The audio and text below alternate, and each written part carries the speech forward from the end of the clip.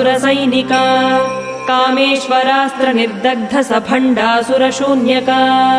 ब्रह्मोपेन्द्र महेन्द्रादिदेव संस्तुत वैभव हरनेत्राग्निसन्दग्ध काम सञ्जीवनौषधिः श्रीमद्वाग्भवकूटैकस्वरूप मुखपङ्कज कण्ठाधः कटिपर्यन्त मध्यकूटस्वरूपिणी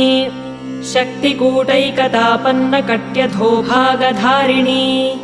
मूलमन्त्रात्मिका मूलकूटत्रयकलेवरा कुलामृतैकरसिका कुलसङ्केतपालिनी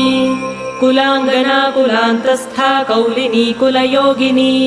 अकुला समयान्तस्था समयाचार तत्परा मूलाधारैकनिलया ब्रह्मग्रन्थिविभेदिनी मणिपूरान्तरुदिता विष्णुग्रन्थिविभेदिनी आज्ञाचक्रान्तरा